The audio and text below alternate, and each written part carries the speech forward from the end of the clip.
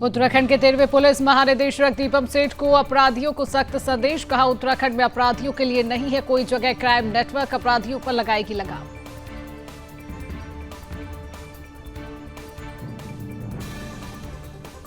उत्तराखंड के वन मंत्री सुबोध उनियाल की नई पहल। सुबोध उनियाल ने बागवाड़ी का किया उद्घाटन। अब देहरादून जू में दिखेंगे बाघ।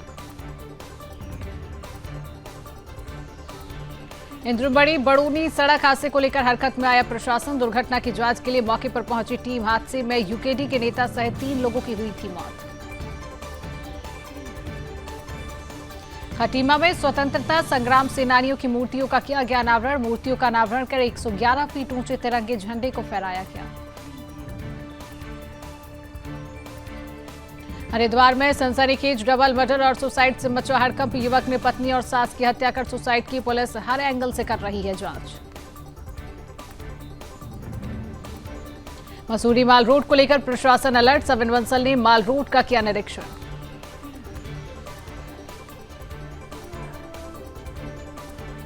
रामनगर में पुलिस की बड़ी कार्रवाई। 2 तस्करों को किया गया गिरफ्तार। तस्करों के पास भारी मात्रा में गांजा बरामद। उत्तराखंड में लगातार बढ़ते जा रहे सड़क हादसे। नवंबर में सड़क हादसों में अब तक 10 से ज्यादा लोगों की मौत। कैबिनेट मंत्री प्रेमचंद अग्रवाल ने हादसों पर जताया दुख। 26 नवंबर से भूख हड़ताल करेंगे मोहित ढिमरी। रविवार को प्रेस वार्ता कर दी भूख हड़ताल की जानकारी। भूख हड़ताल के जरिए भूमि कानूनों में हुए संशोधनों को रद्द करने की मांग। देवभूमि में हर दिन बढ़ रही है भू कानून की मांग। भू कानून की मांग को लेकर जनता का प्रदर्शन जारी। कैबिनेट मंत्री प्रेमचंद अग्रवाल ने कहा, विधानसभा में उठाया जाएगा भू कानून का मुद्दा।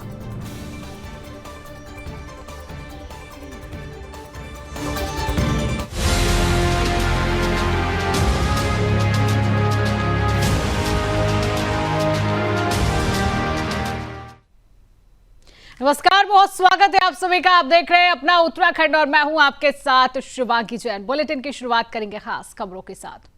उत्तराखंड के 13वें पुलिस महानिदेशक दीपम सेठ ने पदभार संभालने के बाद कहा है कि उत्तराखंड में अपराधियों के लिए कोई जगह नहीं है और उसके लिए पुलिस प्रशासन स्मार्ट तरीके से काम कर रहा है। नवनियुक्त डीजीपी दीपम सेठ ने कहा कि उत्तराखंड की फोर्स वेल ट्रेन है और अब क्राइम नेटवर्क और इंटेलिजेंस के इनपुट के आधार पर सभी अपराधियों पर लगाम करने का काम किया जाएगा। इसके अलावा उन्होंने कहा कि मेरी खुशकिस्मती है कि मुझे नेतृत्व करने का मौका मिला है। अपनी प्राथमिकता गिनाते हुए डीजीपी ने कहा कि कानून का पालन करने वालों का पुलिस पर भरोसा बना रहे और अपराध पर नियंत्रण करना, जांच की मॉनिटरिंग और महिला व बच्चों की सुरक्षा मेरी प्राथमिकता में शामिल है।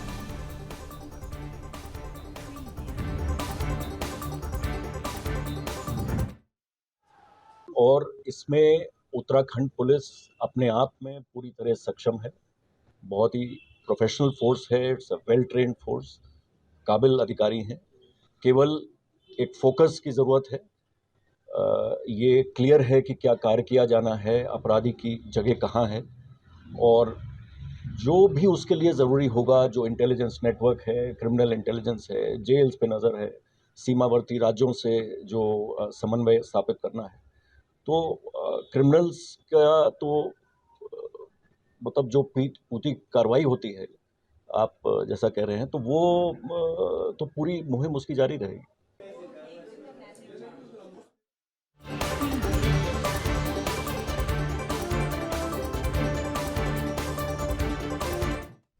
देहरादून जू में वन्य जीव प्रेमियों के लिए बाघ के दर्शन सुलभ होंगे। दरअसल चिड़ियाघर प्रशासन ने यहां मौजूदा बागवाड़ी को आम जनता के लिए खोल दिया है और इसका उद्घाटन वन मंत्री सुबोध उनियाल ने किया। बागवाड़ी में कारवेट से लाए गए 2 बाघों को रखा गया है। बता दें कि पहली बार दून जू में बाघ लाए गए हैं, जिन्हें 2 अलग अलग बाड़ों में रखा गया। करीब 5 महीने से जू के रेस्क्यू सेंटर में ये बाघ रखे गए थे, लेकिन सेंट्रल जू अथॉरिटी ने इनको डिस्प्ले की परमिशन नहीं दी थी। परमिशन मिलने के बाद इनको जू के बाड़ों में आम लोगों के लिए डिस्प्ले किया गया है।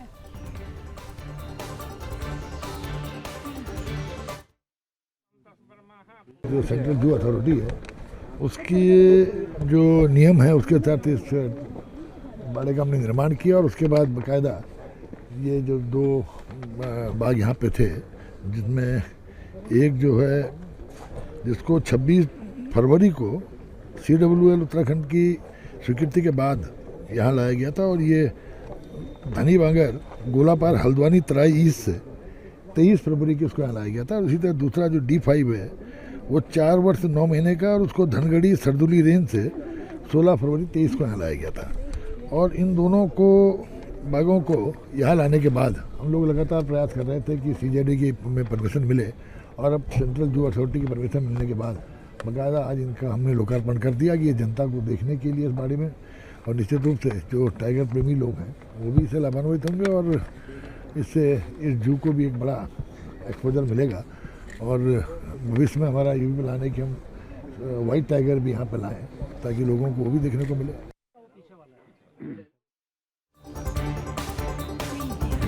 उत्तराखंड के वन मंत्री की नई पहल देखने को मिली है। सुबोध उनियाल ने बाघवाड़ी का उद्घाटन किया है, और अब देहरादून जू में भी आपको बाघ देखने को मिलेंगे, जहां पर पहली बार दून जू में बाघ लाए गए हैं, और जिसका उद्घाटन वन मंत्री सुबोध उनियाल ने यहां पर किया है। तस्वीरों के माध्यम से भी आप देख सकते हैं उत्तराखंड के वन मंत्री की एक नई पहल यहां पर देखने को मिली है। वन मंत्री ने बाघवाड़ी का उद्घाटन किया है, और अब देहरादून जू में भी बाघ यहां पर देखने को मिलेंगे।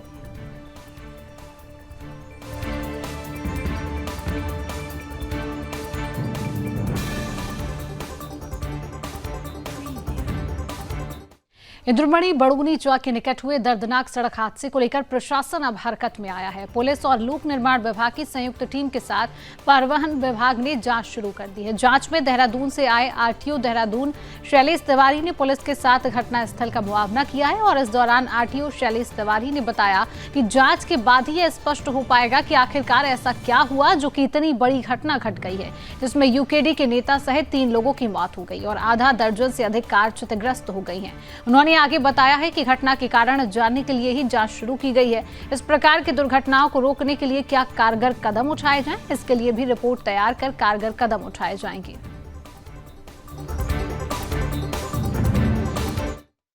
हमारी परिवहन विभाग की और अन्य संस्थाएं जो हैं, PWD है, पुलिस है, इन सब की हमने एक आज यहाँ ज्वाइंट सर्वे किया है इस जगह का, दुर्घटना स्थल का।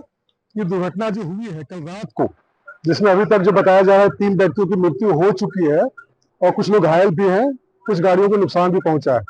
तो ये जो दुर्घटना हुई है, इसका क्या कारण रहा होगा, और इसमें भविष्य में क्या क्या उपाय किए जाने चाहिए कि ऐसी दुर्घटनाएं ना हो। क्योंकि आपको पता है जो दुर्घटना होती है, किसी की मृत्यु होती है, वो बहुत ही अफसोसजनक है। और ये सब चीजों में, कोई शादी ब्याह में अगर ऐसी दुर्घटना होती है तो और भी पूरा परिवार इसमें बिखर जाता है। बहुत मतलब दुख की बात है।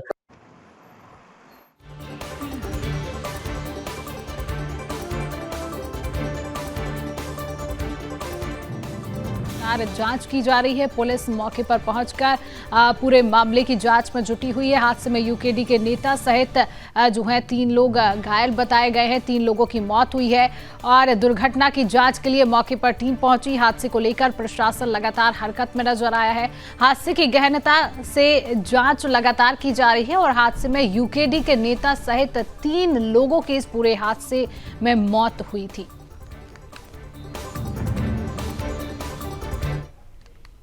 खटीमा विकासखंड कार्यालय परिसर में देश को आजादी दिलाने वाले स्वतंत्रता संग्राम सेनानियों की मूर्ति के अनावरण के अवसर पर 111 फीट ऊंचे तिरंगे झंडे को फहराया गया है। इस अवसर पर भारी संख्या में स्थानीय जनता एवं जनप्रतिनिधि कार्यक्रम में उपस्थित रहकर साक्षी बने हैं। ब्लॉक परिसर में शहीद भगत सिंह, शहीद ऊधम सिंह, डॉक्टर भीमराव अंबेडकर, पूर्व राष्ट्रपति APJ अब्दुल कलाम, महाराणा प्रताप, नेताजी सुभाष चंद्र बोस, पंडित गोविंद वल्लभ पंत की मूर्तियों का अनावरण कर पुष्पमाला से सुशोभित किया गया है। इस अवसर पर उपस्थित जनसभा को संबोधित करते हुए ब्लॉक प्रमुख रणजीत सिंह नामधारी ने कहा कि महान क्रांतिकारियों की मूर्तियों को स्थापित कर आने वाली युवा पीढ़ी को देश को आजादी दिलाने वाले महान क्रांतिकारी की वीर गाथाओं से अवगत कराना है। इस कार्य के लिए 18 लाख रुपए की राशि खर्च की गई है। वहीं भाजपा प्रदेश कार्यकारिणी सदस्य रमेश चंद्र जोशी ने सभा को संबोधित करते हुए बताया कि ब्लॉक प्रमुख रणजीत सिंह नामधारी को 5 वर्ष का कार्यकाल सराहनीय रहा है। उन्होंने खटीमा क्षेत्र के प्रत्येक गांव में विकास की योजनाएं लागू करवाई हैं।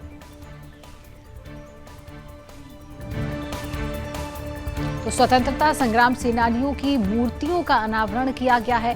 111 फीट ऊंचे झंडे को यहां पर फहराया गया और कहा गया कि आने वाली युवा पीढ़ी को भी याद रखना चाहिए कि देश के जो क्रांतिकारी वीर हैं उनकी गाथाओं को, उनकी वीर गाथाओं को याद रखा जाए। स्वतंत्रता सेनानी की जो प्रतिमाएं हैं उनका अनावरण यहां पर किया गया है। स्वतंत्रता संग्राम सेनानियों की मूर्तियों का अनावरण और 111 फीट ऊंचे तिरंगे झंडे को भी यहां पर फहराया गया है।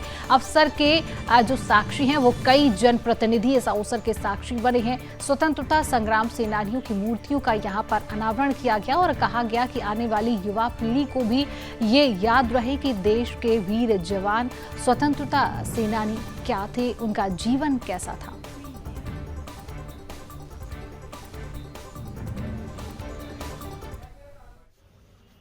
पूरा हमारा देश एक लघु भारत की तरह खटीमा जाना जाता है, उसी तरह यहाँ पे 7 मूर्तियों का निर्माण हुआ है।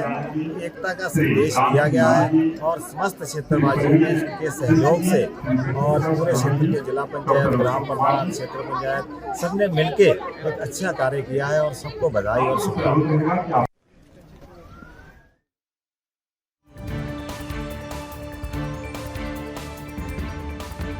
तो अवसर पर 111 फीट ऊंची जो है तिरंगे को फहराया गया और स्वतंत्रता संग्राम सेनानियों की मूर्तियों का अनावरण किया गया और खटीमा क्षेत्र के प्रत्येक गांव में विकास की योजनाएं जो हैं वो लागू करवाई जाए। ब्लॉक प्रमुख रणजीत सिंह नामधारी का 5 वर्ष का ये कार्यकाल है वो जो सराहनीय रहा है। और यहां पर भाजपा प्रदेश कार्यकारिणी सदस्य रमेश चंद्र जोशी ने सभा को संबोधित करते हुए बताया कि ब्लॉक प्रमुख रणजीत सिंह नामधारी का कार्यकाल 5 वर्ष का था जो सराहनीय रहा और उन्होंने प्रत्येक खटीमा क्षेत्र के गाँव में विकास की योजना लागू, यहाँ पर योजनाएं हैं, विकास की योजनाओं को लागू करवाया है। और इस कार्य के लिए 18 लाख रुपए की राशि जो है वो खर्च की गई है। क्रांतिकारियों की मूर्ति को स्थापित कर आने वाली युवा पीढ़ी को देश को आजादी दिलाने वाले महान क्रांतिकारी की वीर गाथाओं से अवगत कराना है। इस अवसर पर उपस्थित जनसभा को संबोधित करते हुए ब्लॉक प्रमुख रणजीत सिंह नामधारी ने कहा है कि महान क्रांतिकारियों की मूर्तियों को स्थापित कर और आने वाली युवा पीढ़ी को देश को आजादी दिलाने वाले महान क्रांतिकारी की वीर गाथाओं से अवगत कराना है।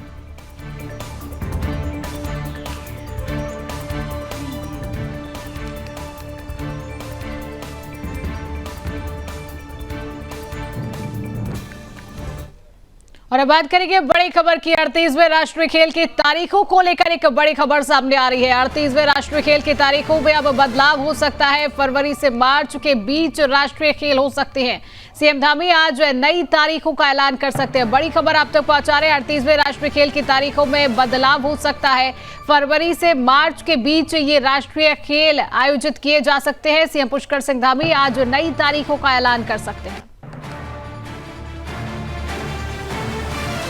तो 38वें राष्ट्रीय खेल की तारीखों को लेकर बड़ी खबर। सीएम पुष्कर सिंह धामी आज नई तारीखों का ऐलान कर सकते हैं। 38वें राष्ट्रीय खेल की तारीखों में बदलाव हो सकता है। फरवरी से मार्च के बीच में राष्ट्रीय खेल आयोजित किए जा सकते हैं, जिसको लेकर सीएम पुष्कर सिंह धामी आज नई तारीखों का ऐलान कर सकते हैं।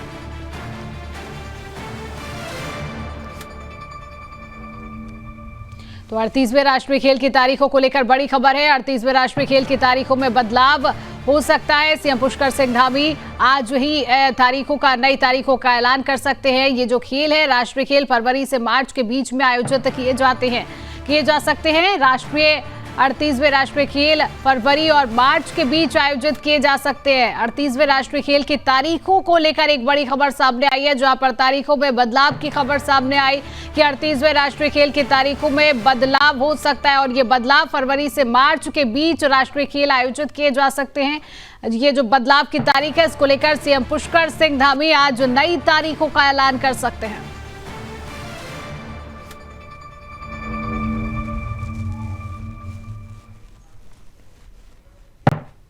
और अब बात करेंगे अगली बड़ी खबर की। सशक्त उत्तराखंड बनाने के लिए 14 और नीतियां तैयार हुई नीतियों पर कैबिनेट मोहर लगाएगी। कृषि उद्यान अवस्थापन पर्यटन से जुड़ी हैं ये नीतियां। अगले 5 साल में राज्य की जीडीपी को दुगना करने का लक्ष्य। बड़ी खबर आप तक पहुंचा रहे हैं, जहां पर सशक्त उत्तराखंड बनाने के लिए 14 और नीतियां तैयार हुई है। तैयार हुई नीतियों पर कैबिनेट अब मोहर लगाएगी। कृषि, उद्यान, अवस्थापन, पर्यटन से जुड़ी ये नीतियां हैं और अगले 5 साल में राज्य की जीडीपी को दोगुना करने का लक्ष्य है। बड़ी खबर, सशक्त उत्तराखंड बनाने के लिए 14 और नीतियां तैयार यहां पर की गई है और तैयार हुई नीतियों पर कैबिनेट अब मोहर लगाएगी।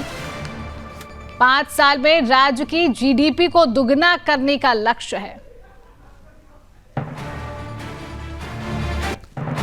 लगातार बड़ी खबर आप तक पहुंचा रहे हैं। अगले 5 साल में राज्य की जीडीपी को दोगुना करने का लक्ष्य है। सशक्त उत्तराखंड बनाने के लिए 14 और नीतियां तैयार हुई हैं। तैयार हुई नीतियों पर कैबिनेट मोहर लगाएगी। अगले 5 साल में राज्य की जीडीपी को दोगुना करने का लक्ष्य है।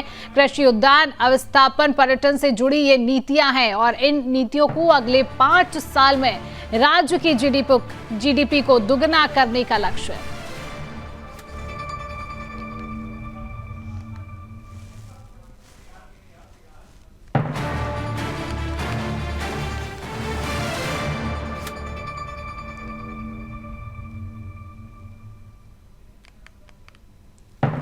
तो अगले 5 साल में राज्य की जीडीपी को दोगुना करने का लक्ष्य। लगातार बड़ी खबर आप तक पहुंचाइए। सशक्त उत्तराखंड बनाने के लिए 14 और नीतियां तैयार हुई हैं।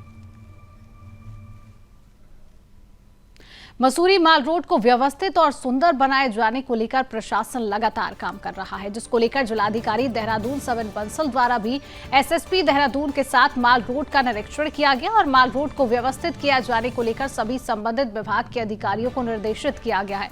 वहीं पूर्व पालिका अध्यक्ष ओपी उनियाल ने जिलाधिकारी देहरादून से मुलाकात कर मसूरी माल रोड के साथ मसूरी के कई क्षेत्रों की समस्याओं को लेकर अवगत कराया, जिसको लेकर सोमवार को नायब तहसीलदार कमल राठौर के नेतृत्व में लोक निर्माण विभाग, एमडीडीए और नगर पालिका परिषद के अधिकारियों द्वारा माल रोड का निरीक्षण यहां पर किया गया है।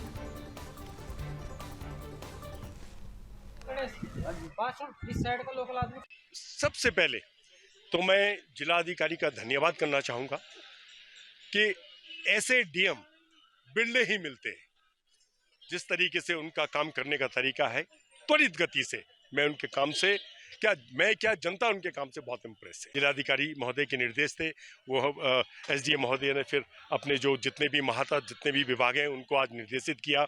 आज हमने जितने काम बचे हुए थे, जिनसे जनता को असुविधा हो रही थी, पर्यटकों को परेशानी हो रही थी, आज हमने वहाँ से लेके आपका लाइब्रेरी से लेकर लंढौर तक जो है इसमें निरीक्षण करा दिया। इनको जो रोड ये धंस रही है लंढौर की, ये बहुत ही गंभीर समस्या है। आज माल रोड से लेकर और यहाँ लंढौर तक सड़क के किनारे पानी से, बिजली से और एमडीडी से संबंधित कुछ समस्याएं पाई गई, जिससे हमें जनप्रतिनिधियों द्वारा भी अवगत कराया गया। उसका आज स्थलीय निरीक्षण किया गया है और जनता की आवाजाही के लिए और हमारा आवागमन सुचारू रूप से चलने के लिए जो भी बेहतर होगा उसके लिए बोला गया। सबको, सभी लोग टीम वर्क करके इसको ठीक करेंगे। मेरे साथ अभी नगर पालिका के जेई भी हैं और अन्य उच्च अधिकारियों के साथ भी इस विषय को डिस्कशन किया जाएगा और जो भी उसका बेहतर उपाय होगा वो किया जाएगा। मसूरी माल रोड को लेकर प्रशासन अलर्ट मोड में नजर आ रही है। सविन बंसल ने माल रोड का निरीक्षण किया है। सविन बंसल यहां पर पहुंचे और माल रोड का निरीक्षण करते हुए नजर आए और अधिकारियों को यहां पर निर्देशित भी किया गया है। मसूरी माल रोड को लेकर प्रशासन अलर्ट है। अधिकारियों द्वारा माल रोड का निरीक्षण किया गया है। सोमवार को नायब तहसीलदार कमल राठौर के नेतृत्व में भी लोक निर्माण विभाग, एमडीडीए और नगर पालिका परिषद के अधिकारियों द्वारा माल रोड का निरीक्षण किया गया है और मसूरी के कई क्षेत्रों की समस्याओं को लेकर अवगत कराया गया है। पूर्व पालिका अध्यक्ष ओपी उनियाल ने जिलाधिकारी देहरादून से मुलाकात कर मसूरी माल रोड के मसूरी के कई क्षेत्रों की समस्याओं को लेकर अवगत कराया और माल रोड को व्यवस्थित किए जाने को लेकर सभी संबंधित विभाग के अधिकारियों को निर्देशित भी किया गया है। देहरादून के साथ माल रोड का भी निरीक्षण किया गया। प्रशासन इसको लेकर लगातार अलर्ट मोड में नजर आए, जिसको लेकर जिलाधिकारी देहरादून सविन बंसल द्वारा भी और एसएसपी देहरादून के साथ माल रोड का परीक्षण किया गया।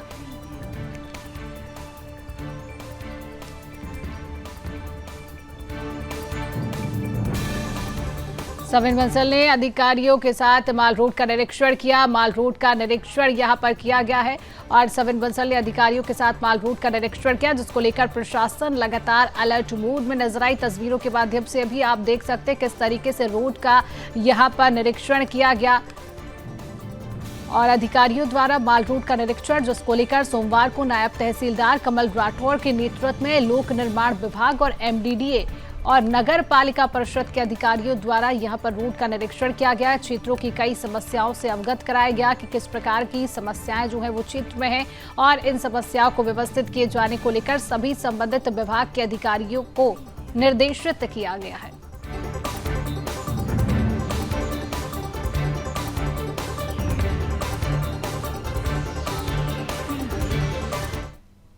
रामनगर कोतवाली पुलिस ने नशे के खिलाफ अभियान चलाते हुए पर्वतीय क्षेत्र से अवैध रूप से गांजा ला रही 2 तस्कर को गिरफ्तार किया है।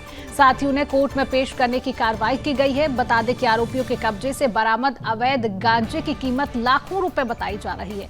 इस मामले में जानकारी देते हुए कोतवाली के वरिष्ठ उप निरीक्षक मोहम्मद यूनुस ने बताया कि रविवार की शाम गर्जिया के समीप मेन रोड पर पुलिस ने मुखबिर की सूचना पर पर्वतीय क्षेत्र से आ रही एक बस की तलाशी ली है।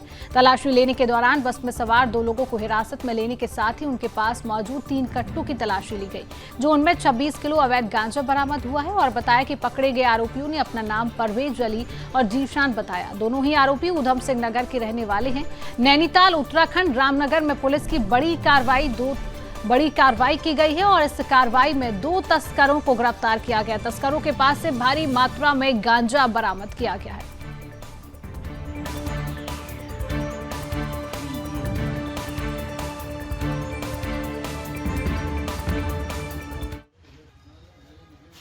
कल हमारी टीम गर्जिया चौकी पर चेकिंग कर रही थी। उसमें जनपद की एएसटीयू के प्रभारी मोहन सिंह भी मौजूद थे वहाँ पर। उनके द्वारा एक बस से चेकिंग के दौरान लगभग 26 किलो गांजा 2 अभियुक्तों से बरामद हुआ है, जिसमें एक जिशान है, एक परवेज है। दोनों पतरामपुर जसपुर के रहने वाले हैं। दोनों को गिरफ्तार कर अग्रिम कार्रवाई की जा रही है।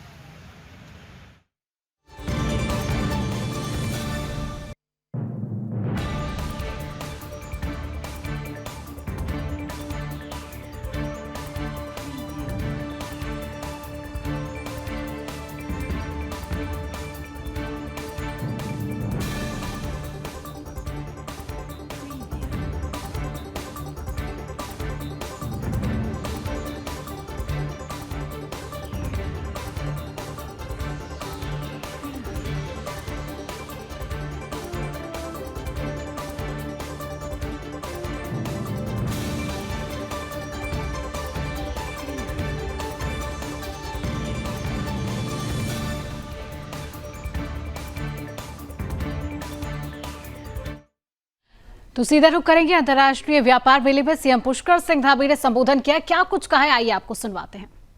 एप्पल और गंगा दशहरा उनके द्वार पर देखने को मिल जाता है। जो हमारी जो समृद्ध लोक संस्कृति है उसकी पहचान है। भाइयों बहनों, ये अंतर्राष्ट्रीय मेला हमें अपनी अनमोल संस्कृति, हस्तशिल्प और समृद्ध विरासत को वैश्विक मंच पर लाने के लिए और प्रस्तुत करने के लिए एक सुनहरा अवसर प्रदान करता है। साथ ही इस अवसर पर होने वाले सांस्कृतिक संध्या हमारे लोक जीवन और जो हमारी परंपराएं हैं उनको प्रदर्शित करती हैं। आप देख रहे होंगे जिस प्रकार से आगे आगे फरसा लेकर चलते हैं, जिस प्रकार से उस समय की पुरानी जो कथाएं हैं उनका यहाँ पर प्रदर्शन करते हैं। मैं इस सांस्कृतिक संध्या को यादगार बनाने के लिए अपने सभी लोक कलाकारों का, सांस्कृतिक दलों का बहुत उनको धन्यवाद देता हूँ। पूरी संस्कृति विभाग की टीम को भी बहुत धन्यवाद देता हूँ, जो अपनी मनमोहक परिस्थितियों के माध्यम से राज्य की जो हमारी अद्वितीय लोक संस्कृति है उसको आप सबके सामने प्रस्तुत करते हैं। और जिस प्रकार से अभी हमने स्टॉलों में देखा कि किस प्रकार से आज एक से एक अच्छे उत्पाद इन स्टॉलों में हमारे राज्य के महिला समूह के द्वारा, अन्य स्थानीय उत्पादों के द्वारा जो बनाए गए हैं, ये निश्चित रूप से मैं हमारे जो हस्तशिल्पी हैं, उद्यमी हैं, उन सभी का आभार व्यक्त करता हूं जिन्होंने हमारे हस्तशिल्प और उत्पादों को आज इस अंतर्राष्ट्रीय मेले में प्रस्तुत किया है। भाइयों बहनों, हमारे देश के यशस्वी प्रधानमंत्री आदरणीय नरेंद्र मोदी जी ने हमारे देश को 2047 तक विकसित भारत का संकल्प लिया है। और इस विकसित भारत के संकल्प को पूरा करने के लिए हमारा देश आज तेजी से आगे बढ़ रहा है और आदरणीय प्रधानमंत्री जी की दूरदर्शी सोच है, उसी की वजह से आज चाहे कोई क्षेत्र हो, गांव हो, शहर हो, सीमांत क्षेत्र हो, और मैं कहूं तो जमीन, पाताल और आसमान, तीनों ही जगह हम नए नए कीर्तिमानों को स्थापित कर रहे हैं। पिछले 10 वर्षों में हमने देखा है देश किस तेज गति से आगे बढ़ा है, चाहे वो आज स्वास्थ्य का क्षेत्र हो, पेयजल का क्षेत्र हो, शिक्षा का क्षेत्र हो, कनेक्टिविटी का क्षेत्र हो या साइंस एंड टेक्नोलॉजी का क्षेत्र हो। इन सभी क्षेत्रों में आज बहुत ही अभूतपूर्व रूप से देश आगे बढ़ा है। Make in India, made in India, startup India जैसी अनेक सफल योजनाएं आज भारत को एक मैन्युफैक्चरिंग हब के रूप में स्थापित किया है पूरी दुनिया के अंदर, जिसकी वजह से आज हमको आर्थिक समृद्धि आने के साथ ही बड़े स्तर पर आज रोजगार के अवसर भी पैदा हुए हैं। ये आदरणीय प्रधानमंत्री जी की दूरगामी सोच का ही परिणाम है कि हम जहां 11वें नंबर की दुनिया की अर्थव्यवस्था होते थे, आज हम दुनिया की 5वीं अर्थव्यवस्था बन गए हैं और आने वाले समय में हम बहुत जल्द दुनिया की 3री बड़ी आर्थिक महाशक्ति बनने वाले हैं। भाइयों बहनों, हमारा राज्य भी राज्य स्थापना के अपने 24 साल पूरे कर चुका है। हम रजतोत्सव वर्ष के रूप में इसको अब आगे बढ़ा रहे हैं, मना रहे हैं और रजत जयंती में हमने अनेक संकल्प लिए हैं। आदरणीय प्रधानमंत्री जी ने भी बहुत सारे संदेश हमारे प्रदेशवासियों को दिए हैं।